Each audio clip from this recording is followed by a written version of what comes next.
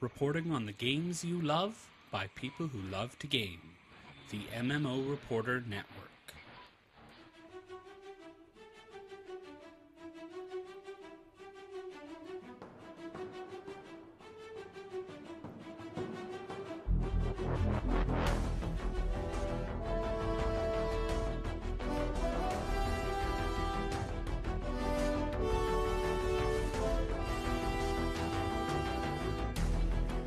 You're listening to Wildstar Reporter on the MMO Reporter Network.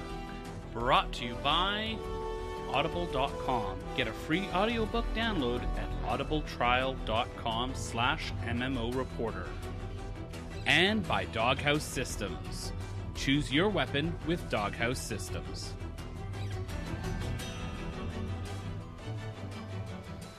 Hello everyone, no you're not crazy. This is just a special episode of MMO Reporter. I have my good friend and eloquent speaker extraordinaire, Mr. at MMO Bill. Hello, Bill.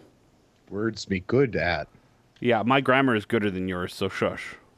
Gooder is, yes. Yes, gooder. We've got some news, Bill. We've got some big news. A little bit, yeah. I think the main title may have given it away here, what we're going to talk about, but I think we're going to talk a little bit about the Secret World. Yes, probably. No, we're not. With a little bit of Neverwinter thrown in, right? With a little bit of Neverwinter and maybe even some Wildstar. We have got a pretty big, unsurprising, told you so bombshell from most of the internet. Wildstar is going free to play. And that is simultaneously absolutely stunning and the absolute worst kept secret that anyone has ever made in video game history. Yeah. I think it's somewhere right. It's not even in between those two things. It's simultaneously both of those things. It really is. And ever since, what was it, a week and a half ago, people found on the Steam database that there was some different codes for Wildstar on there, including something that looks suspiciously like a free-to-play option. Yeah. So here we are. Not surprising. This is something that I think will hopefully every game that has gone free to play has done much better after. It really has. There's not a lot I'm trying to think of any that were pay to play that have done worse after going free to play. I think the only one that hasn't done much better is maybe Terra and Secret World, although they're both doing well. I just don't think they're the explosion that DDO was, or Rift, I think, had a big hit as well when it went back to free to play. Lotro. Well, even Secret World, I think it went from tanking to at least maintaining. I mean, maybe it didn't blow the doors off or anything like that, but I think it certainly made it viable, like just for comparison. But anyway, maybe we could jump into that in a bit. Let's go right into the details so we can let people know what the nuts and bolts are of the free-to-play conversion. So very similar to most of the free-to-play games nowadays, free players can access all of the content all of the time without any locks. That's right. Players can level all the way to 50, acquire all amps and abilities, and they're looking at unlocking all of the amps, so that's not quite as complicated of a system. For those of you who don't know, amps are like traits or secondary advancement, like sideways advancement that you can get for your character. As you level, you get more points, and you can spend them in certain ways to augment your character. Yeah, it's kind of choosing the direction and the type of play, because you're basically choosing to go down kind of a damage tree or a tanking tree or a healing tree, or even possibilities of like hybrids of two of them. Like you can go kind of damage healing, so you're not quite as strong with damage, not quite as strong with healing, but you're still better at both than if you didn't specialize at all. Yeah, it's just basically a more complicated version of talent trees done in quite a different system and quite unique, and I really enjoyed it. But if you really want to get down to the essence of it, that's what it is. But nothing. It actually reminds me, just speaking of Secret World, it's kind of like a simplified version of the skill web in Secret World. Kind of, yeah, in a way. except that it's not your actual skills. Some of them are, but most of them are just passive bonuses that you get. So you're going to be able to do all of the content. Nothing is going to be locked. I know that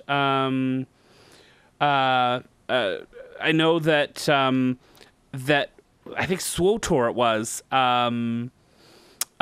did some locking, like you could only do a certain amount of space missions, a certain amount of this, a certain amount of that, and that wasn't good. So that wasn't fun, and they're not doing that. There's no mention of any caps. It's any dungeon, any raid, any adventure, any ship hand experience, and any PvP is what they called out in the literature. So basically everything. There doesn't seem to be anything that they're excluding there. Now, what they're kind of taping out as being the kind of the premier features that you get from having membership, or what they're calling signature service, are experience bonuses, crafting bonuses, currency drop rates, reputation bonuses. So basically, your characters are going to advance more quickly and better loot.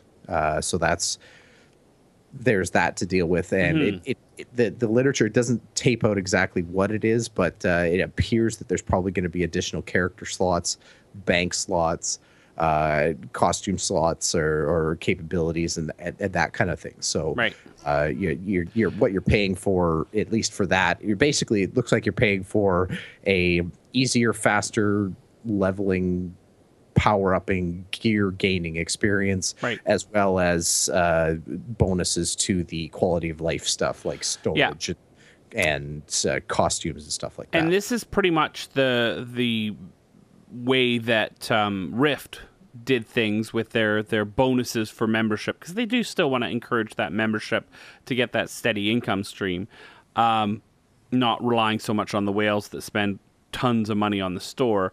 But what it ends up happening is that the membership becomes the new norm, and then it really does feel hampered to do the free-to-play. You're leveling that much slower, and it's noticeable. At least in Rift it is. Yeah. So that's what's going to end up happening. The membership is going to become the new norm. Yes, they are going to... I guarantee you what the level for XP and all gold and all that stuff is going to be what the free level is. They're just going to bump it up for membership. They're not going to nerf what the normal is. So, but I almost guarantee it. That's the way they're going to do it. And with the game being fairly established now, that's probably not such a bad thing to do, because the people who have already been members will probably and will continue to be members. They're the ones that are going to appreciate the fast track through leveling and everything like that. Whereas the people that you're trying to grab, the new customers, are not really going to hurt by not experiencing those faster leveling bonuses, because they don't know any better. And the first run through content is going to be probably a little bit more compelling for them. They're going to want to do every quest and hit every corner, and it's not going to be such a pain, at least until they get established and maybe built into with other friends that are just leveling way faster. I'm excited about that XP bonus, because I remember just the way that I leveled. A 4950 was quite the grind, because I had run out of quests to do. So, and you don't think the content has caught up to the point where there's enough quests to get you to 50 now? Well, I'd have to be doing the daily quests, which are level 50, so I'd be under-leveled for them, and, I think there's enough content there that I'd be able to do those quests and those zones and stuff like that. But it might. You're right. Let's talk a little bit about, well, first of all, what do you think of this sort of setup? Is this something that's going to get you to try Wildstar? Oh, absolutely. I mean, I never did level all the way to the end in Wildstar. Never even really went close. I think I maxed out in the 20s or something like that, if I remember correctly. Yeah. I mean, I'll certainly, it's kind of funny. I literally just uninstalled Wildstar like 3 days ago. So now I'm going to have to download the client and start all over again. But we're looking at fall before the conversion anyway. So it's obviously not a big rush. But yeah, I definitely add it back into the stable and give it a go. I mean, it's a compelling game, especially now that it seems to be normalizing a bit. I think the thing that really probably turned me off, and probably to an even bigger extreme turned the MMO community off, is that they were really trying to angle themselves off into a very extreme bent on the whole MMO genre. And that turned people off. Like they're completely normalizing here and coming in line with what every other moderately successful MMO is doing. And it's a sensible thing to do. It's when going extreme or going way out in left field is causing you pain and causing your game to suffer, and certainly your business to suffer, it only makes sense to come back to the middle. It's fortunate that the risk didn't pay off for them. But well, what was it that the earnings report from NCSoft showed a 98% drop in income from launch? So yeah. To be fair, the initial box sales are a huge boost. So it's really, 98%. Yeah, that's come on, Bill. I mean, it's a huge number, and you can't say that it's not a huge number. But it's not like we're comparing year 2 and year 3 here. We're comparing enough income to really cover probably the first year and a half of reasonable earnings expectations. Yeah, and then some level of subscription after that, which was obviously not enough. So the model that they've got here to come back all the way back to your question. Yeah, this is something. This is good enough to make me want to try again. And I've been back in the game, as I mentioned in the last few episodes, for a few weeks now, and playing, and I really am enjoying it. Approaching it from a much more casual way than I was before, but I can, and I still got lots of content. I'm still having fun, easy to find groups to do stuff. Really, really enjoyable. So I think this is going to take away every single reason everyone has for not trying it, and I think everybody should. Definitely when this goes free to play. And as Bill said, he mentioned it would be in the fall that this is going. I did send a few questions to Carbine, and I asked if they could be a little bit more specific about the time. They said right now all we're saying is fall. So looking at a fall launch. Now, there's some loyalty rewards, Bill, for players who there's 2 different tiers here. Why don't you talk about what people who have subscribed since launch until the free-to-play conversion will get as bonuses? Yeah, so if you're one of those hardcore people that jumped in day one and have been a loyal customer all the way through to the point that they actually do convert over to free to play, you're going to earn the Ichthian crawler mount, which I saw a very tiny screenshot of. But I didn't see it either. It looks tiny. The mount is not necessarily tiny; it's the actual screenshot. That's what I meant. Yeah, I could barely tell what it looked like, but it's colorful and cool and amount. So there's that one. Yeah. You get the DJ Caretaker housing decor item, which looks like kind of like an insectoid jukebox almost for your house. Yeah. So there's that. There's the Disco Snoglug, which is basically a disco slug. That's a companion pet. Yep. So you get that. You get a new housing music track, which I bet, if I were to guess, it's probably going to be similar to the music that goes along with the free-to-play trailer, like that little dance music. Yep. I don't know that. I'm just wildly speculating, Wildstarly speculating, if you will. You will get titles. The only tier that gets the Living Legend title are the people that have stuck through right from the very beginning, and they also those people also get the Nexus Loyalist titles. And finally, that top tier gets 4 months of signature service after the free to play conversion. That's the premium membership. So you'll get your premium measure. Your sub. Yeah, exactly. Yeah. Now, the next tier is if you didn't subscribe from day one, but you are a subscriber from June 15th all the way through to free-to-play conversion, so sometime in the fall, gets basically everything from that first tier except the Ichthian crawler mount. And the Living Legend title. Living Legend title. Yeah, you get the Nexus Loyalist title, but not the Living Legend title. And apparently there's more rewards coming soon. There's going to be loyalty rewards. with more information. Now, I kind of read that as being a little bit like the way Rift does their loyalty rewards, that after the free-to-play conversion, if you keep playing, then you get rewards for being loyal then. That wasn't specifically said, but that's kind of the vibe I got from the press release stuff. I'm going to say boom boxes. You're going to get some boom boxes. Because that's what they give for everything. Boom boxes. I mean, these are pretty much along the lines of other loyalty rewards that we've seen in Rift, for example, and some other stuff. I don't know if any other game is going to do the Rift style of continue to sub and get more rewards. I think that's really cool. I think it's actually quite fantastic. And you even it was retroactive to launch. So some people like me who had a subscription all the way through got a bleep ton of points towards that system, and I was up in pretty high tiers right from the get-go. Now, one thing that I thought was curious, and I didn't figure it out just from reading the press materials and everything like that, is this actual free-to-play, as in you log onto the site, you download the client, and you just rip, or are they still actually going to sell the boxes? It doesn't specifically say that they will not sell the boxes, but everything says free to play, will become free to play. It doesn't say players who purchase the box. It says it's just every players will be able to play the game.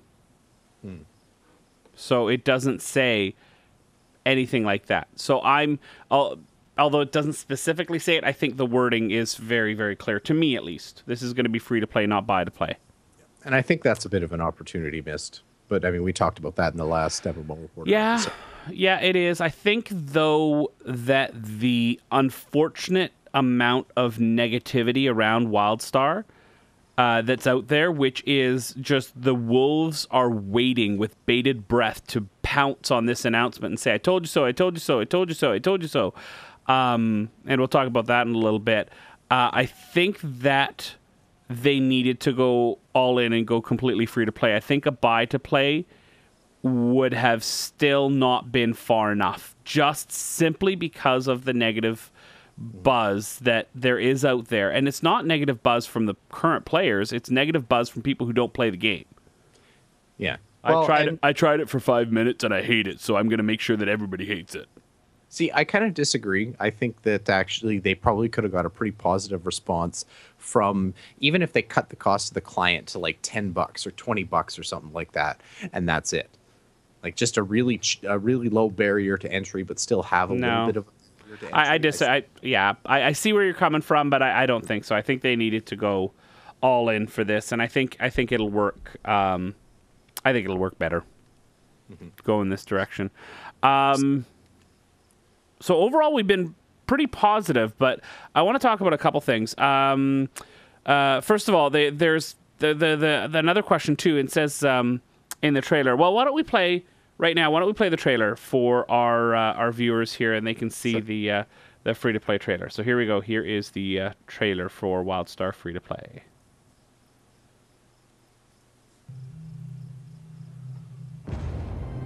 Planet Nexus. A legendary world, once home to an ancient race of near limitless power.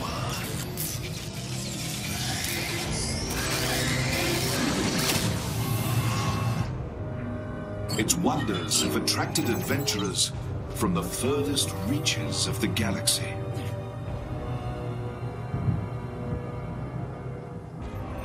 Driven by desperation and destiny, they fight to control the planet's extraordinary mysteries.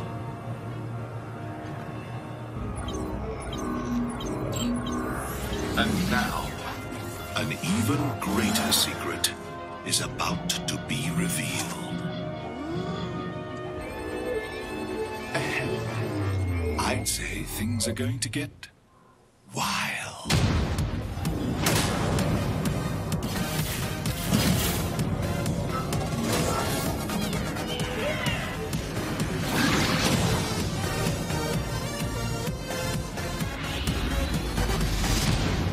I do so love a good party.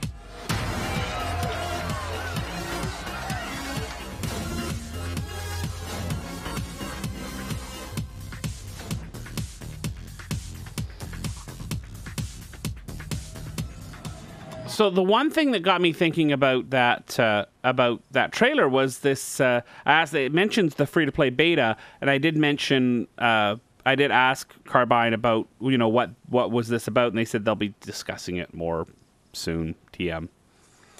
I've been pretty positive so far, haven't I, Bill? Yeah. I kind of didn't like that trailer. It really felt like they were leading up to a content thing. Like the build up looked like it was going to be okay. This is some new adventure, some content, some new continent, something else that you're going to experience in the game instead of just the business model changing. So it felt like it. I don't want to say it was a letdown because it's still a huge announcement, but it's And I hate being negative because I liked it. Like it was okay, but I don't know. I just maybe it was a little too goofy. And Wildstar is goofy. Wildstar is funny, but I don't know. Maybe I don't get the whole caretaker as a DJ thing. Well, I mean, I feel like the caretakers should be serious-ish, crazy villains. Like they're there's the green caretaker and the red caretaker. So yeah. Anyways.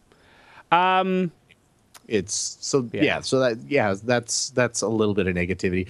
When you say it, when you have to confirm to me that I've been positive, right, Bill?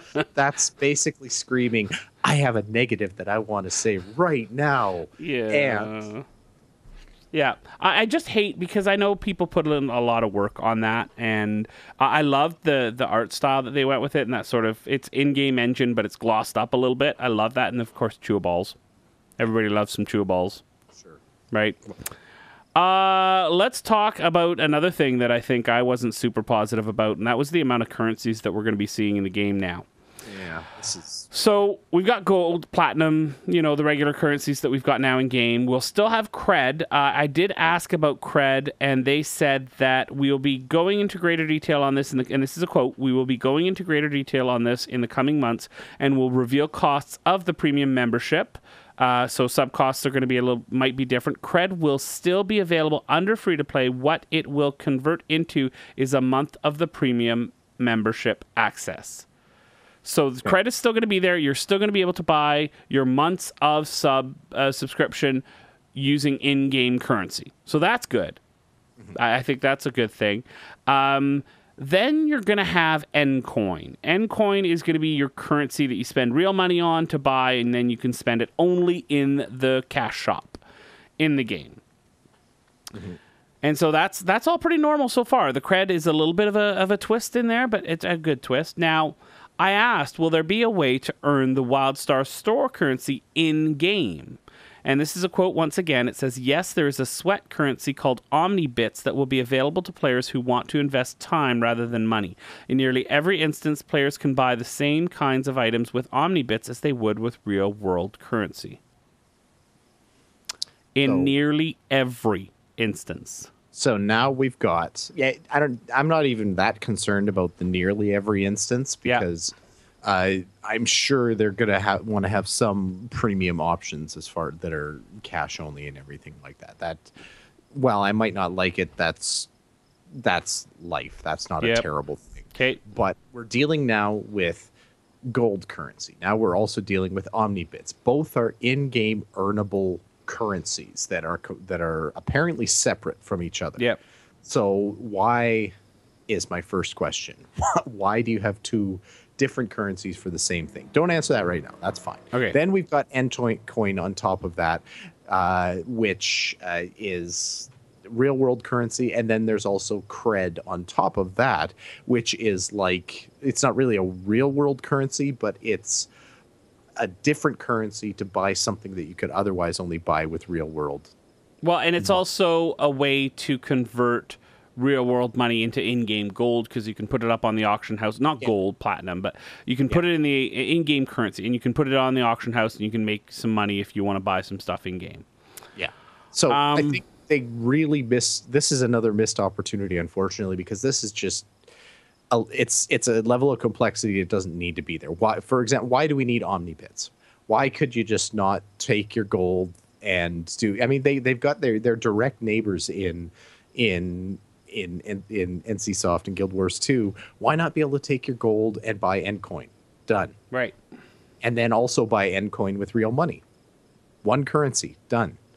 It's probably a little bit more complex to set the value of Endcoin that way, because that's actually a fairly complex system in Guild Wars 2. So I can maybe see that there, but from a player's perspective, it would be so much easier to just deal with two currencies. Mm-hmm. And I if they're gonna let you earn stuff you can spend on the store, and they want to keep it separate from gold, why not let you earn Endcoin in game? Or maybe you can convert cred to Endcoin, and that's the way that you get around it. Right? You can buy your cred with your in-game currency. You can convert your cred into either a monthly subscription or Endcoin. Or even you convert it into Endcoin and you can buy a month subscription with Endcoin. Mm-hmm. Right? Like that. There's so many ways. I feel this is overly complicating it for obfuscating what could be a not so great cash shop. Now, it's really hard because it's so early. None of us have seen what the cash shop is going to look like. It could be the most innocent, wonderful cash shop we've ever seen. But these different levels of currency don't make me think that right away. They make me think, oh, so they've got all this different tiers. The more complicated something is, the less likely it is to be awesome, in my opinion. Yeah, this is... Yeah, I'm certainly willing to give the benefit of the doubt to the store. Absolutely. They've taped it out in a way that they seem to understand that people don't want to pay for power in the game. They don't want to pay to unlock content that subscribers could otherwise pay. You don't want to be in a party and then run into a solid wall that 3 members of your party can carry on because they're subscribers, but 2 are stuck outside, that kind of thing. So obviously they get that piece of it. But there's a level of complexity here that I feel just doesn't need to be there. So yeah, I agree wholeheartedly. I think my favorite cash shop is probably the Guild Wars 2 one. I think it is the most out of the way, not necessary stuff. It's got some stuff in there that's pretty good, like the forever gathering implements that you don't have. Like those are pretty fantastic. I'd say they're basic stuff like gear slots, basic stuff like bank slots. That's in there as well. But the currency is so simple. You have gold. You have gems. Your gold can become gems. Your gems can become gold. Done.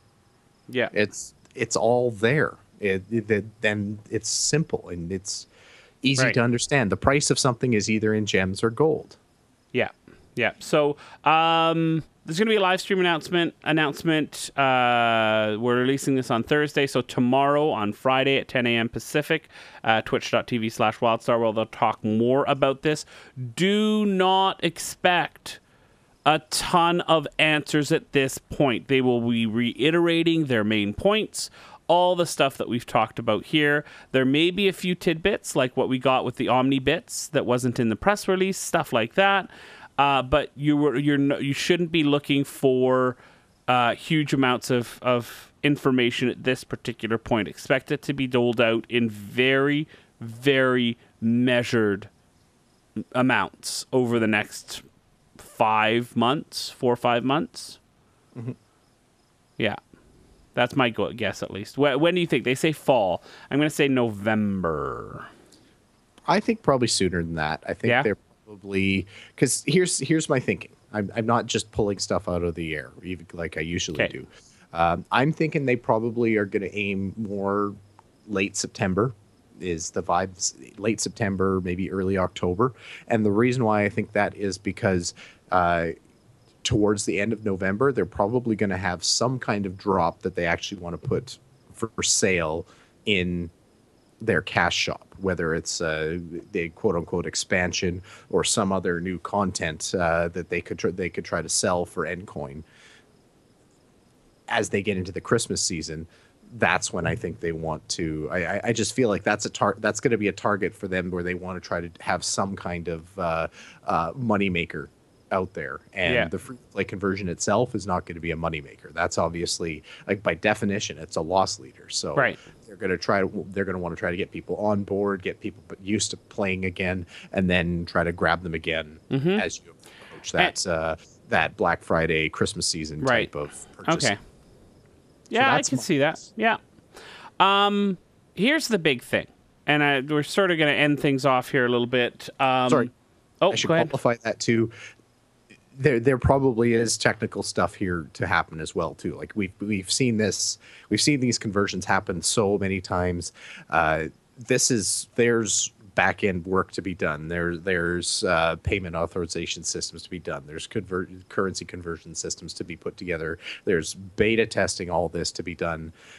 So the limiting factor could very well be stuff is broken, stuff is not broken. So we could, I mean, you can make a guess on what dates make sense right now, but it could very well be that it's just in order to get it to work, that's how long it takes. Yeah. It's ready when it's ready kind of thing. I agree wholeheartedly. Now, my final thought on this whole thing is Wildstar is an incredibly fun game to play. I have had hundreds and hundreds of hours of fun with this game, and I really enjoy it. The combat system is fun, the world is great, the quest system is good, the UI is good. I just enjoy every bit of it.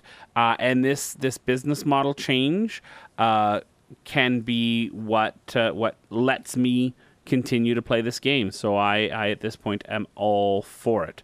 Bill, final thoughts? Finally, I think on the one hand, I agree. Wildstar is a game that deserves better than its reputation is. It's a better game than the uninformed community believes it is. I think there's people that have actually played it and legitimately didn't like it, and that's fine. I totally understand that. For my own part, I played it. It wasn't my favorite game, but it wasn't anywhere near the worst game I've ever played. Mm-hmm. It was not a catastrophic failure to me. It just wasn't my favorite thing.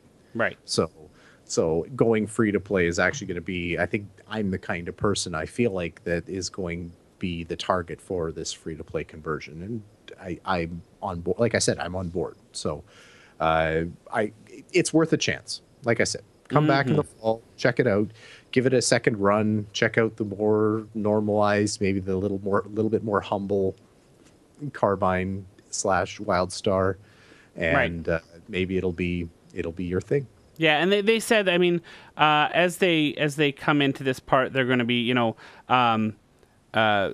this fall, in addition to going free to play, Carbine will be working to make even more quality of life and content changes within Wildstar, streamlining player and item stats to be much more intuitive while adding high-level options to give players more flexibility, making the AMP system easier to use by unlocking all AMP slots, reviewing dungeons and open-world content so that the experience is challenging but not brutal, changing the tutorial and early game experience to provide a better and quicker introduction. So they're going to do all the stuff they said they were going to do anyway. Yeah, but I mean, you think about what the rhetoric was this time last year. Yeah. They would have been over the roof about saying, "Oh, you want less brutality? Tough. Yeah. We're going to make this brutal." And you know what's going to happen when the news of this releases, Bill? It's I think there's a song for this here. It sort of makes me happy. Sorry, Nicky, human nature, nothing I can do. It's Schadenfreude, making me feel glad that I'm not you. That's not very nice. Yeah, that's pretty much it. Like, the people are going to just be over the moon with "I told you so's" and "nah-nahs" and "ah ha ha, I saw this coming." Can I stay off the internet tomorrow, please? Even me. I mean, to be fair, that's kind of what I said. I mean, when you told me that this was coming, that's exactly what I said. Oh, is Wildstar going free to play? I said, hey, we can you record tonight? I have some big news that's under embargo. You're like, so Wildstar's going free to play, huh? I'm like, shut up, Bill.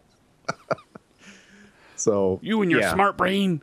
Yeah, there's going to be a lot of that, and I feel bad for the people running the forums, running the subreddit for Wildstar, and all that kind of stuff. It's going to be an interesting day.